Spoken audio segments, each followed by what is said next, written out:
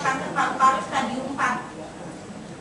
Ya, Ibu Nina punya suami kanker paru-paru stadium 4. Si suami nggak tahu kalau dia punya stadium 4. Ya, waktu itu.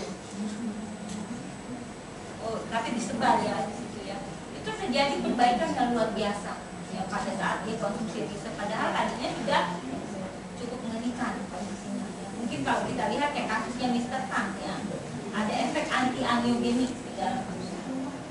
Jadi efek glutathione ini dia meningkatkan aktivitas antioksidan di dalam tubuh kita. Tapi kalau bisa tetap rokok itu di stop ya.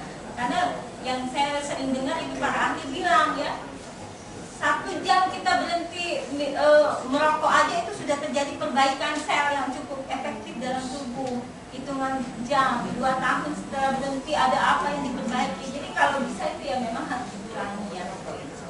Karena rokok itu pembuka jalan ya. Dibuang ya bahkan bukit gitu. Tapi kalau sulit ya mau nggak mau berarti risetnya jangan kurang dari 3, kan lumayan buat jenis. Ya.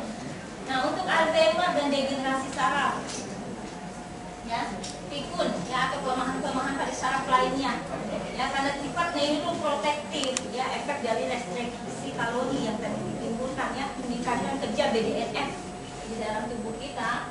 Ini memang bagus ya konsumsi riset. Dia membantu membersihkan plak amiloid beta. Saya ada baca kemarin, bukan strip aja ya, untuk pembersihan plak-plak di otak dia itu ada membersihkan efek glutamat, MSG yang monosodium glutamat yang bisa mengakibatkan kerusakan otak. Ini makanya anak-anak kenapa saya bilang 7 tahun ke atas sudah harus minum riset, karena anak-anak itu kan doyan ciki ya, doyan makanan-makanan yang mengandung pengawet ya, yang bisa merusak otak dia, bikin nggak cerdas, bikin bodoh, bahkan nanti buat kita bikin tremor, bikin lemah saraf-saraf kita. Usia belum tua kita udah mulai sudah berasa sebenarnya ya, kalau udah ada kerusakan saraf terutama sudah mulai lemes, suka betul tidak tiba ya. Nah ini diperbaiki, dibersihkan ya, karena ada pembersihan glutamat yang mengandung glutamat. Dan untuk keganasan ya, ini memang dia bagus untuk menghambat suplai makanan kepada sel tumor atau sel kanker, memperbaiki kerusakan akibat radiasi. Nah, untuk seks dan kesuburan ini juga bagus ya, bahkan banyak para ahli yang kebetulan menjadi member kita ini seperti Viagra ya. Tapi kalau Viagra kan merusak jantung sama ginjal, tapi kalau riset tidak ya, karena dia memperbaiki jalan darah dengan adanya peningkatan vasodilator dan juga nitric oxide dalam darah kita, sehingga dia bisa menghantarkan oksigen dan gizi itu ke sampai saraf-saraf kecil di dalam tubuh kita ya. Pantas ya Bapak Riki ya kena kanker pankreas tadi stadium 2B, berarti kan dia kena gulanya juga naik turun. Sudah 1 tahun nggak bisa koitus ya, berhubungan intim dengan istri pada saat kena penyakit kanker pankreas tadi. Setelah minum riset, bantu kemo ya, sehat ya, terus ternyata telunjuknya bisa jalan berdiri lagi. Tepuk tangan dong buat riset ya. Dan buat kita yang sudah maaf ya, yang sudah agak sepuh, biasanya kan juga terjadi penurunan hormon, sehingga pada saat kita koitus juga akan terasa nyeri yang amat sangat. Ternyata ini sudah banyak yang konsumsi di atas usia 50 sampai 60 tahun masih aktif secara biologis untuk koitusnya, itu juga mengurangi ya rasa nyeri pada saat berhubungan. Ini luar biasa dari ya. Bahkan kalau untuk kesuburan ya sudah banyak juga ya, kayak kasus Ibu Desi ya di Palembang, itu 4 tahun menikah nggak bisa punya anak karena yang sebelah kiri rahimnya ada kista yang sudah dioperasi 3 kali tumbuh terus, yang sebelah kanan endometriosis ya masih aktif waktu itu ya, kata dokter mau nggak mau harus dioperasi yang terakhir untuk kista supaya nggak tumbuh lagi, dia harus dilakukan terapi suntik hormon ya untuk menopause dini, supaya kalau dia menopause dini kan dia nggak tumbuh lagi tuh kista, masih muda ya. Kalau dia menopause dini berarti dia nggak bisa punya anak, ya. Padahal dia masih muda, harapannya bisa punya anak. Istri seorang dokter. Ya, akhirnya dia minum resep Agustus 2013. Agustus 2013 minum resep, Desember 2013 kemarin, ya, itu sudah positif hamil. Ya, sekarang tinggal nunggu kelahiran ya Batu ya. Saya ketemu tuh sama Ibu Desi di Palembang. Ini meningkatkan kesuburan. Ada lagi Ibu Sri Pipi, Medan, ya. Dia kalau mau haid itu harus minum obat.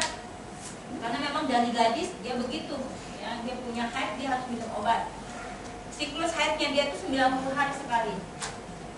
Normalnya kita berapa? 28 sampai 30. Ini dia 90 hari sekali. Dan kalau dia mau haid dia harus minum obat. Nah, itu semenjak minum resep dia udah nggak minum obat lagi. Ya. Kalau masalah punya anak berarti tinggal tunggu waktunya. Tinggal tunggu waktunya aja. Karena jalan untuk menuju kesuburannya sudah terbuka dengan ditandai haidnya kembali lancar. Itu juga banyak ya orang-orang yang sudah menopause setelah minum resep, ya. Ada ibu ya usia 41 atau 51 gitu. Udah 1 tahun ya menopause, setelah minum resep kembali lagi haidnya, ya. Berarti harus pasang KB lagi. Takutnya ada lagi ya. Jadi dia meningkatkan kesuburan. Terus pengaturan lemak tubuh, ya. Buat kita yang pengen terhindar dari obesitas, ya, terhindar dari penyakit-penyakit perlemakan, ya, stroke, kolesterol, ya, fatty liver dan lain sebagainya, ini bagus minum resep. Karena ada perbaikan, ya, membersihkan perlemakan di dalam tubuh kita, ya, membantu juga untuk menurunkan berat badan, ya. Yang rutin minum resep ini dia biasanya akan berasa, ya.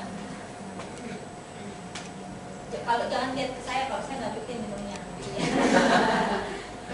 Tiap hari 1 bulan 1 kotak, yang minum 4 orang, ya 5 hari udah habis. Ya, apalagi anak saya belum ada. Ya, yang pasti saya sudah mengalami manfaat dari resep ini. Yang haid saya 3 tahun udah berhenti, kembali lagi. Ya, haid saya berhenti. Umur saya 37. Ya, 3 tahun yang lalu, dari 3 tahun yang lalu udah nggak haid.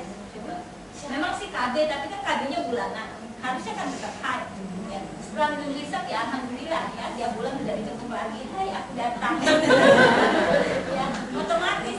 Ya enak. Kalau kita nggak haid tuh nggak enak kan badannya. Ini semenjak saya minum ini, ya alhamdulillah ya. Karena saya pulang dari sedap. Dulu kan ada waktu saya kerja di kampus yang lama sekali gitu. Ada dokter iridologi gitu kan, ahli iridologi. Ini makanya gue lihat kayak gitu. Hati-hati sama rahim ya, kan ngeri juga tuh.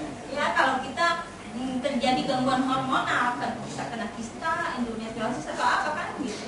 Ya saya positif thinking karena saya nggak pernah mengalami penyakit yang ada kaitannya dengan rahim seperti keputihan, gatal-gatal atau apa.